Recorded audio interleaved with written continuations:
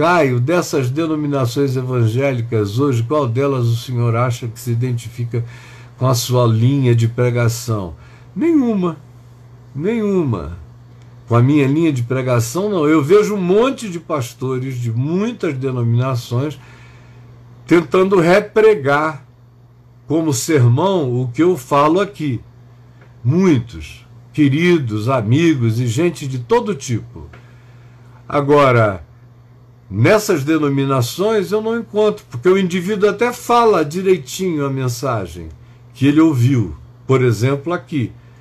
Mas se não tiver a coragem de viver aquela mensagem que se prega, e ela traz consequências de natureza profética, quando você vive e encarna aquilo, se não for assim, é só uma mensagem.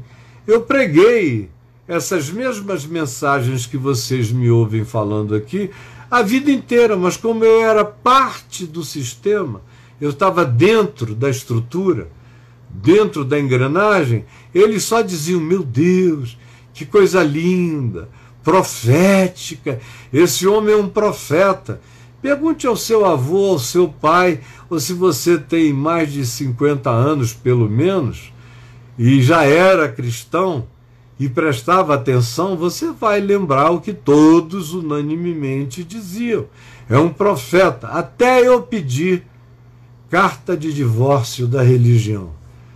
Quando eu me divorciei da religião e saí, e a religião disse, eu quero voltar contigo, eu quero voltar, meu amor. Várias vezes, muitas vezes, só na minha denominação, 5 vezes. E eu disse não. E nas outras que me convidaram, para as quais eu também disse não, aí eu fui virando uma pessoa absolutamente insuportável.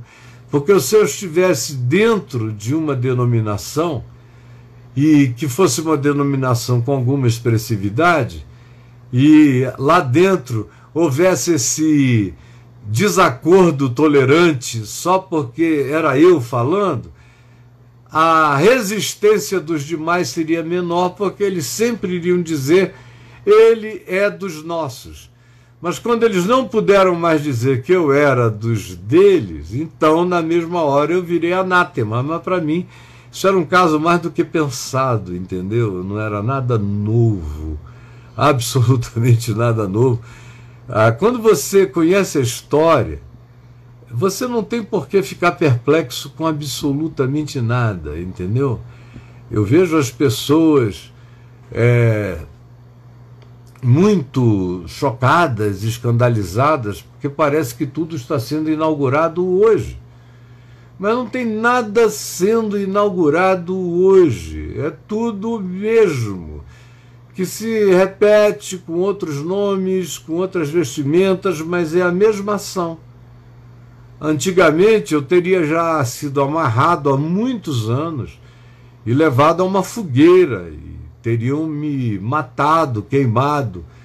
Hoje em dia isso é proibido, mas até alguns anos atrás, alguns séculos atrás, você podia fazer uma moção no ambiente chamado cristão, ou católico ou protestante, contra um cara como eu, e o sujeito iria, indubitavelmente, por razões infinitamente menores do que as da minha liberdade, seriam levados para serem queimados ou apedrejados. Agora, as constituições do Estado proíbem. Então sobrou a Inquisição sem fogueiras, conforme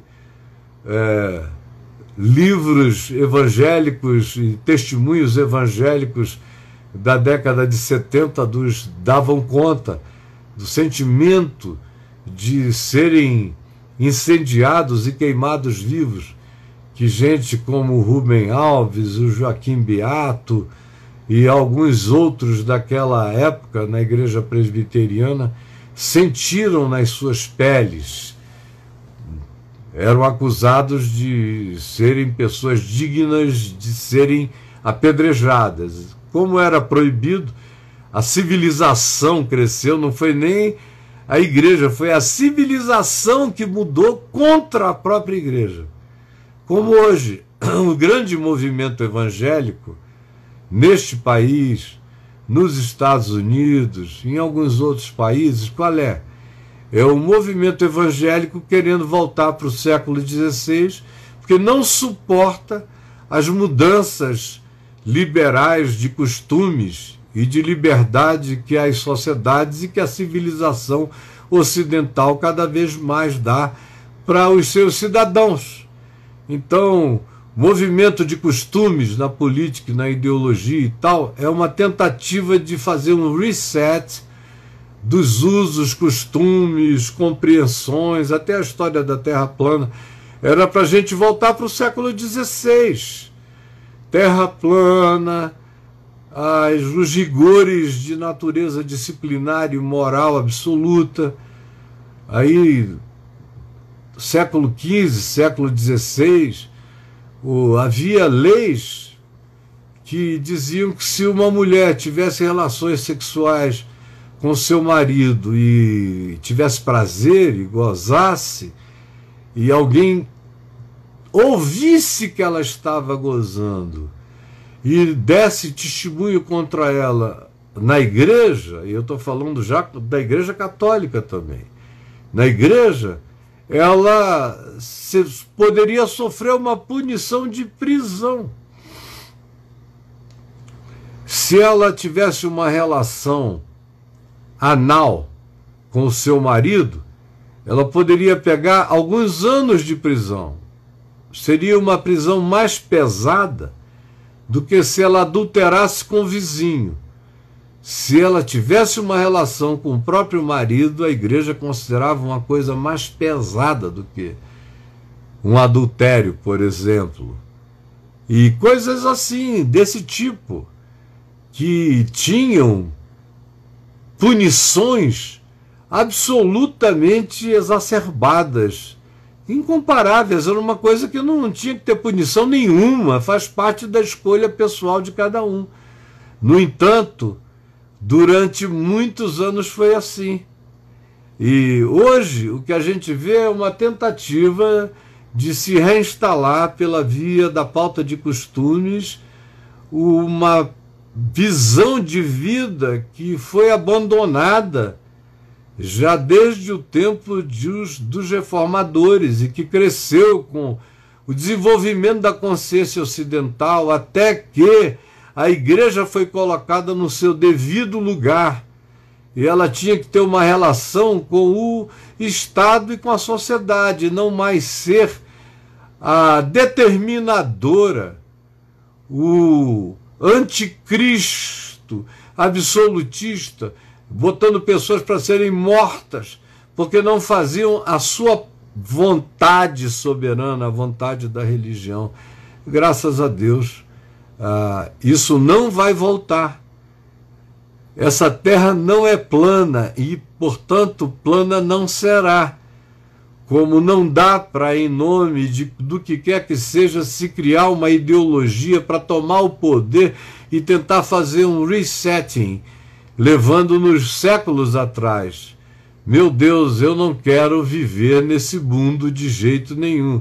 E aqui o Senhor acha que o segmento evangélico ainda pode fazer algum tipo de autorreflexão e voltar aos caminhos da verdade, ou tende a seguir de acordo com a conveniência política em busca de controle? Eu não creio que haja nenhuma chance. Eu vivi pessoalmente 30 anos e fui presidente dos evangélicos. 60% e 5% do grupo evangélico no país estava debaixo da organização que eu tinha ajudado a criar e presidia, chamada EVB. Foi a melhor chance que eles tiveram de mudar o comportamento, mas eles não quiseram. Eles preferiram o dinheiro, a grana, o conluio ou o espaço de poder. Eles preferiram ganhar autarquias como prêmio e ali empregarem um monte de gente, ou conseguirem sentar num lugar de onde eles pudessem dialogar com o Ministério da Comunicação ou o que seja equivalente. Foi assim durante muitos anos, para conseguirem rádios, pequenas televisões, conseguirem veículos de comunicação, porque um pastor sem um microfone na mão, se sente impotente, se sente broxa. Então, isso aí não tem cura aqui no Brasil, não. Isso que você está descrevendo não é novo. Começou como cristianismo no século XVII, quando nós fomos batizados pela alcunha de cristianismo, quando a igreja de discípulos foi cooptada pelo Império Romano. Isso do lado do cristianismo, porque como fenômeno de religião e sociedade, o conluio da religião com todas as formas de sociedade fora e antes do cristianismo e da própria pessoa de Jesus, já era assim, sempre foi assim. É algo inevitável. O pajé e o cacique acabam fazendo seus próprios conluios, assim como a besta e o falso profeta, em Apocalipse 12, 13. Assim também esse arquétipo se cumpriu em todas as manifestações de vínculo entre religião, sociedade, Estado, ou coroa, ou monarquia, ou seja lá o que fosse. Ou autocracia, não interessa, é sempre a mesma vendeção de alma. E em troca de favores, é sempre a mesma barganha. Então aqui não tem nada novo. E essa coisa que vocês veem hoje não começou agora. Eu fiz tudo dentro desse negócio, mesmo contra o testemunho da história na minha cabeça. Eu fiz de tudo para ver se isso tinha alguma mudança, mas não muda não. Fica cada vez pior. E você ainda vai ver isso ficar horrendamente pior. As esperanças não estão na religião. É só o cara que não entendeu o evangelho que acha que agora é a nossa vez, vai mudar tudo. Não, é só menino sem instrução, sem conhecimento, sem experiência, sem discernimento, é que embarca nisso e se torna às vezes fanático por isso e fica hostil e se tornam os piores entre os piores, defendendo o indefensável e que não tem cura.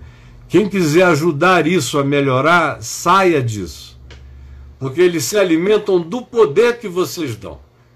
Saia, porque é o único modo de enfraquecê-los é não fazer parte disso, não fazer parte deles. Enquanto eles puderem contar com você e dizer que você é membro desse hall de loucuras, você é um partícipe, você é um sócio útil. E quem abre a consciência só fica num lugar que não faz esses conluios. Porque em lugares onde esses conluios são feitos, alguém que seja de fato lúcido no Evangelho não aceita fazer parte disso. Pô, vocês é que são muito queridos.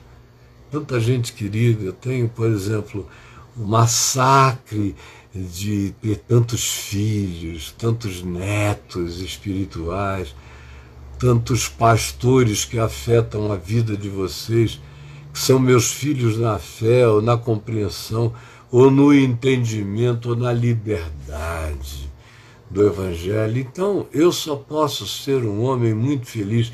Eu não sou perseguido, não me sinto perseguido, eu sou um abençoado. E tem mais, se eu não fosse perseguido pela religião, pelas coisas que eu digo, alguma coisa estaria errada, era comigo. Porque Jesus disse que a gente deve ficar preocupado é do oposto. Ele disse, ai de vós. Está lá no Evangelho de Lucas, capítulo 6. Ai de vós, quando todos vos louvarem. Porque foi assim que eles fizeram com os profetas, os falsos profetas que viveram antes de vós e fazem com os falsos profetas. Eles louvam, por quê? Porque o falso profeta só diz o que eles querem ouvir, só se envolve com o que eles determinam e defende todas as causas que eles querem abraçar. É por isso que eles aplaudem o falso profeta, e o falso profeta é esse cara, alinhado com os governos, é uma pauta permanente. Os falsos profetas são uma espécie de centrão religioso o dia inteiro, Agora, eu faço parte do outro grupo. Eu sou aquele que apanha, que sofre, que é objeto de mentira, de calúnia, de exageros, de caricaturas perversas, de construções malignas. No entanto, em mim, eu estou olhando para os céus e dizendo: eu sou um bem-aventurado, porque assim eles fizeram com os profetas que viveram, os verdadeiros profetas de Deus que viveram antes de mim. Então, quando eu sei que estou sendo perseguido, eu conheço os meus perseguidores, eu sei os interesses deles, com que eles estão envolvidos, o que eles ganham, quais são os negócios que eles fazem. Então eu entendo.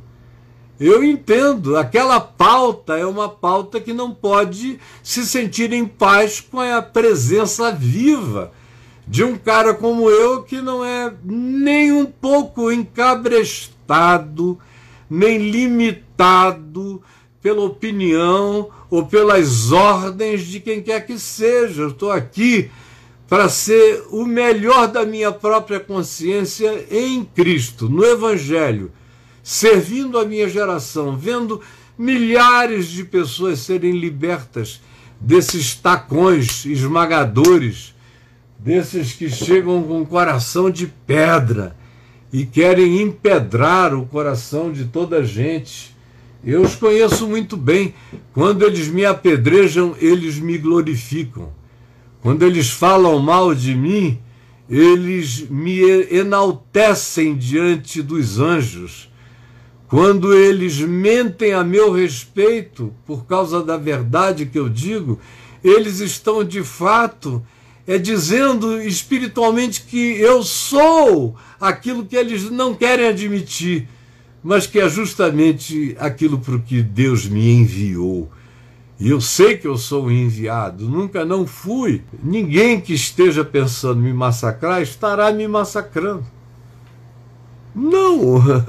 Podem inventar o que queira, eu não tenho um pingo de auto-vitimização. Eu tenho, é o que Jesus ensinou a ter.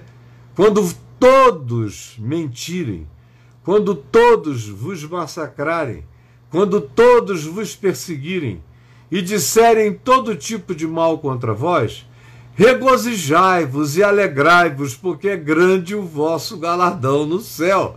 É assim que eu trato o contraditório, o persecutório, as ações malvadas, mas até esses já ficaram cansados, porque eles sabem que não entra aqui, ó, não passa. O couro é grosso e a cara é de diamante, então eles já perderam essa vontade de ficarem tentando publicamente falar de mim.